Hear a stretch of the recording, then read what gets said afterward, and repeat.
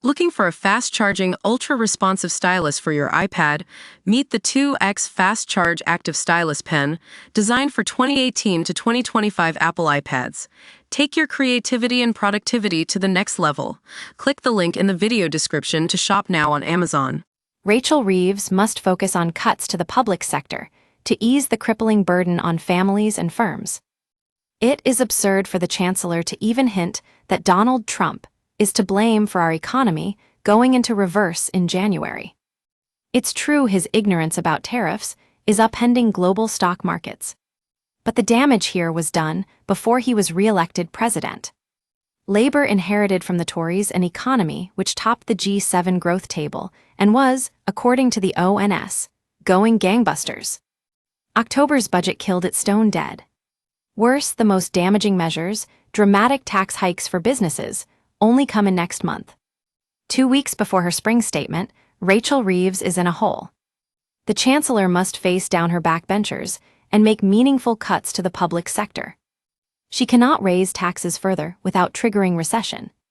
Instead, she must focus on cutting them and easing the crippling burden on families and firms. We're sure plenty in Downing Street are aghast at the exploitation of human rights laws to keep foreign criminals and failed asylum seekers from being deported.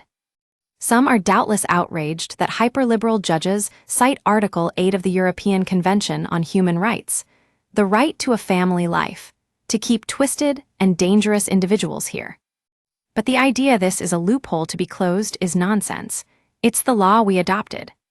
And the bigger problem for No 10 officials is that our two leading left-wing human rights lawyers are the Prime Minister and Attorney General.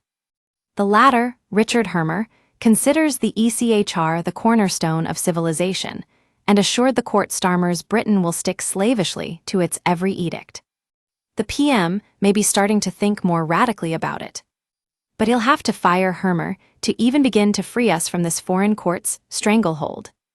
As long as Britain continues as a taxpayer-funded welcome center for all comers, we should not be surprised at the continued migrant influx, nor our dire financial straits. We spend millions a day housing illegal small boat arrivals in hotels, on top of feeding and clothing them. Even that's not enough for local councillors, including, incredibly, in Kent, which bears the brunt of this scandal.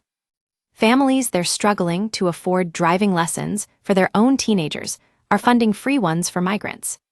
Tens of thousands of pounds from their soaring council tax bills pay for tuition and tests for those granted asylum. So many politicians consider taxpayers a cash machine from which they can withdraw without limit, distributing their largesse among anyone who turns up.